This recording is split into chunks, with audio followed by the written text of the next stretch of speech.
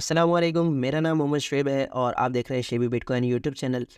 आज के दिन मेरा टॉपिक क्रिप्टो मार्केट की अपडेट देना है। बिटकॉइन, इथेरियम और उसके अलावा जो टॉप प्रोजेक्ट हैं उनको डिस्कस करेंगे, उनको एनालिसिस करेंगे कि कहाँ पर जो है हम उनमें एंट्री ले सकते हैं जब मार्केट डंप करेगी।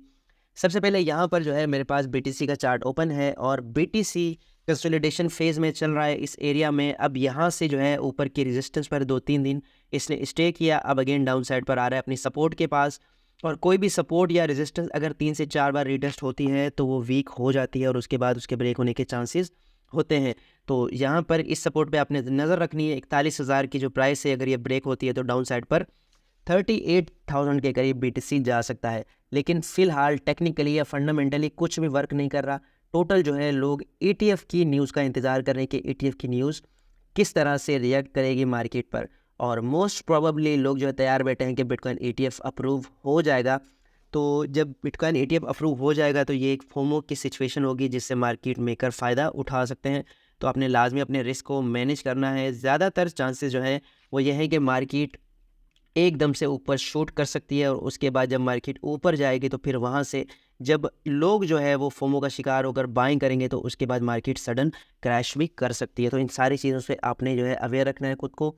हाँ, अगर आप मार्केट में नए हैं या इतना ज़्यादा आपको अपने ऊपर कॉन्फिडेंस नहीं है तो फिर आप 1 तारीख से 10 तारीख तक मार्केट की वोलेटिलिटी से दूर रह सकते हैं। ठीक है, ये बिटकॉइन का एनालिसिस था। और यहाँ पर अगर देखें तो बिटकॉइन एक बुल फ्लैग भी बना रहा है। यहाँ बुल फ्लैग के बाद यहाँ पर अगर देखें तो ये इसका बुल फ्लैग है। और यहाँ अगर इसकी परसेंटेज चेक करें इस जगह से इस जगह तक, तो यहाँ पर 19% का जो है यहाँ पर इंक्रीज़ आ सकता है। और अगर यहाँ इसको चेक करें तो ये ऑलमोस्ट हमारे पास 50 से 52,000 डॉलर की प्राइस बनती है। यहाँ तक अगर बीटीसी जाता है तो पॉसिबिलिटी है। ठीक है, और कल के एनालिसिस में मैंने आपको काफ़ी चीज़ें समझाई थी जिसमें मैंने इलियट वेव के बारे में भी बताया था कि वो भी मार्केट में अपना एक जो करेक्शन है वो लेगी। और उसके अलावा इथेरियम के बारे में बात करते हैं। इथेरियम जो है यहाँ पर अगेन डाउन साइड पर आना शुरू हो गया है। यहाँ अगर देखें तो ये ट्रेंड लाइन यहाँ हमारे पास परफॉर्म करती हुई नज़र आ रही है। अच्छे खासे वॉल्यूम के बाद यहाँ पर इसने 2300 ऑलमोस्ट 2400 डॉलर के प्राइस तक इंक्रीज़ लिया था। उसके बाद मुसलसल ये प्रेशर में नज़र आ रहा है। यहाँ पर अगर देखें तो ये वाला जोन इसका अच्छा खासा स्ट्रॉन्ग जोन है 2100 डॉलर की प्राइस का। अगर ये डाउन साइड पर ब्रेक होता है तो इथेरियम मज़ीद नीचे जा सकता है, लेकिन इसके चांसेस काफ़ी कम है कि इथेरियम अभी नीचे जाए क्योंकि इसने इतना ख़ास पंप नहीं लिया है जिस तरह के बाकी अल्ट कॉइन पंप कर रहे हैं। तो यहाँ पर ये वाली ट्रेंड लाइन जो है फ़िलहाल होल्ड कर रहा है। इथेरियम यहाँ से लेकर यहाँ तक जो है इसने होल्ड किया है, तो अगेन इसको पुश मिल सकता है यहाँ पर। और ये वाली सपोर्ट जोन जो है अच्छी खासी स्ट्रॉन्ग सपोर्ट है। अगर ये ब्रेक होती है तो फिर डाउन साइड पर जो नेक्स्ट इसका जोन होगा वो ये वाला जोन होगा।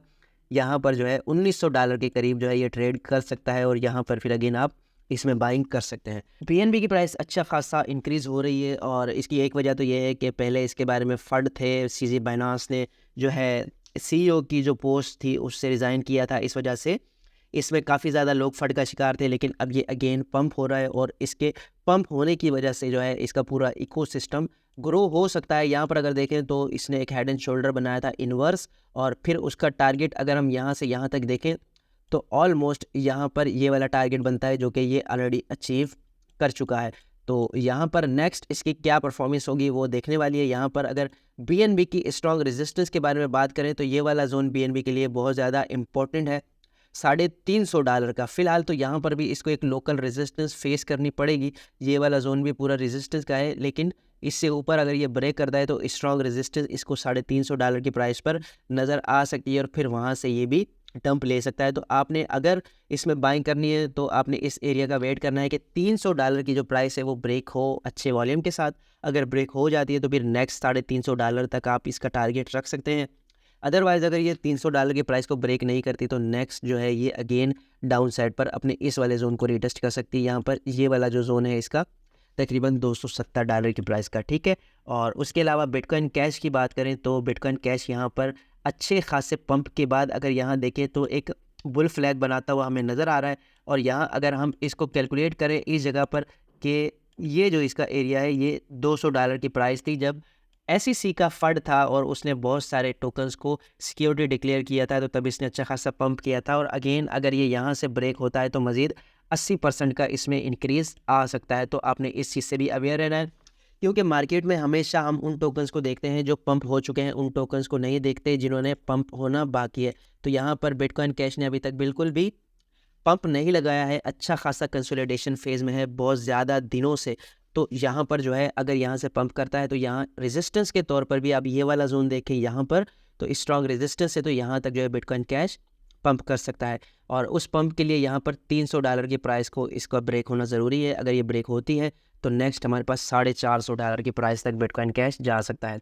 सोलाना के बारे में बात करें तो सोलाना जो है अच्छा खासा पंप कर चुका है, और मैं यहाँ पर इस जगह पर जब ये $75 से $80 के करीब था तो मैं इसके बारे में बैरिश था कि इसका मज़ीद ऊपर जाना मुश्किल है, लेकिन फिर भी ये $100 की प्राइस से ऊपर जाकर ऑलमोस्ट $130 की प्राइस तक टच कर चुका है। लेकिन यहाँ पर एक बंदे ने इसके बारे में थ्रेट लिखा है। इस थ्रेट में इसने कहा है कि जो लास्ट टाइम सोलाना ने $260 का ऑल टाइम हाई लगाया था उसमें $78 बिलियन का मार्केट कैप था, और अब जो है सोलाना $116 की प्राइस पर है, तो $50 अरब का मार्केट कैप है।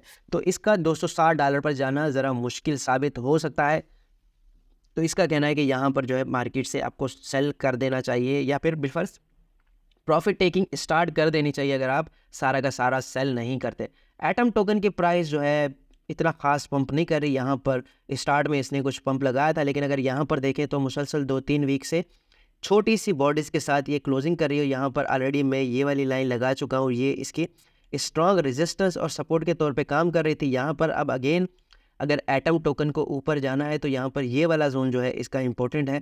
$11 से $15-16 की प्राइस तक इसको जाना चाहिए। अगर मार्केट में ETF की न्यूज़ आती है और मार्केट में फ्रेश वॉल्यूम आता है तो फिर यहाँ पर एटम की प्राइस $15 तक जा सकती है। अदरवाइज़ अगर डिक्रीज़ होती है मार्केट तो फिर इसमें भी मैनिपुलेशन के चांसेस हैं और फिर ये भी नीचे आ सकता है। अच्छा, लिंक टोकन के बारे में बात करें तो लिंक टोकन मैंने पहले भी डिस्कस किया था अपने इस एरिया में। ये बहुत बुरी तरह फंसा हुआ है कि यहाँ से निकल ही नहीं पा रहा। तकरीबन 8 से 10 हफ्ते हो चुके हैं, यानी कि तकरीबन 3 महीने हो चुके हैं ये अपने इस एरिया में स्ट्रक है। अप साइड पर जाता है $16 पर और डाउन साइड पर आता है $14 पर, और इसी प्राइस रेंज में स्ट्रक है। अगर ये ब्रेक होती है अप साइड या डाउन साइड पर, कोई भी वीकली क्लोज अप साइड या डाउन साइड पर आता है तो ये ट्रेडर्स के कॉन्फिडेंस को या तो लूज़ करेगा या इजाफा करेगा, और फिर उस हिसाब से प्राइस रेंज की मूवमेंट हो सकती है। डाउन साइड पर अगर क्लोजिंग होती है तो फिर ये आहिस्ता आहिस्ता नीचे आ सकता है, और फिर यहाँ पर $9 से $10 की प्राइस इसकी गोल्डन बाइंग रेंज है। और अगर यहाँ से अप साइड पर जाता है तो फिर फर्दर हम ऊपर के टारगेट इसमें देख सकते हैं। डॉट के बारे में बात करते हैं। डॉट की जो मैंने बाइंग की थी वो ऑलमोस्ट $4 के करीब की थी, फिर उसके बाद भी प्राइस काफ़ी ज़्यादा दिन प्रेशर में रही, और उसके बाद अब डॉट जो है ऑलमोस्ट $10 के करीब ट्रेड कर रहा है। और यहाँ पर जो है स्ट्रॉन्ग इसकी रेजिस्टेंस है।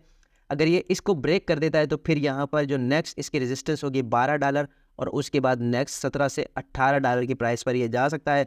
लेकिन फ़िलहाल मुझे ब्रेकआउट होता हुआ नज़र नहीं आ रहा ये, क्योंकि अच्छा खासा इसने परफॉर्म किया है। तो यहाँ पर अगेन कंसोलिडेशन हो सकती है, और अगर आपने ये बाइंग अपॉर्चुनिटी जो कि डाउन साइड पर थी वो मिस कर दी है तो यहाँ पर जो है आप इस वाले लेवल को देख सकते हैं। ये वाला लेवल $7 की प्राइस अच्छी प्राइस है, यहाँ पर आप बाइंग कर सकते हैं। और उसके बाद अगर मज़ीद डाउन साइड पर आ जाता है $60 की प्राइस बाइंग के बाद भी, तो यहाँ पर आप अगेन $6 पर भी बाइंग कर सकते हैं। इससे अच्छी प्राइस आपको नहीं मिलेगी, ठीक है। और नेयर प्रोटोकॉल अच्छा खासा परफॉर्म कर रहा है, मेरी इसमें इन्वेस्टमेंट मौजूद है और इसकी पार्टनरशिप्स बहुत ज़्यादा हो रही हैं, इस वजह से इसने भी अच्छा खासा परफॉर्म किया है। यहाँ $1 के करीब ये गया था और ऑलमोस्ट 4x ये हो चुका है। तो यहाँ पर इसकी रेजिस्टेंस की बात करें तो यहाँ पर पहले मैं ड्राइंग इसकी क्लियर कर लूँ, और यहाँ पर अगर इसकी रेजिस्टेंस की बात करें तो ये वाली इसकी स्ट्रॉन्ग सपोर्ट है जहाँ पे आके ये रिटेस्ट कर सकता है। और अप साइड पर अगर वॉल्यूम मिलता है तो ये वाला जोन $6 का इसका जो है स्ट्रॉन्ग रेजिस्टेंस जोन साबित होगा, जिसको ब्रेक करने के बाद ये मज़ीद बुलिश हो सकता है। फ़िलहाल जो है ये अच्छा खासा पंप ले चुका है, तो इसका डाउन साइड पर $3 के करीब हम रिटेस्ट देख सकते हैं, ठीक है।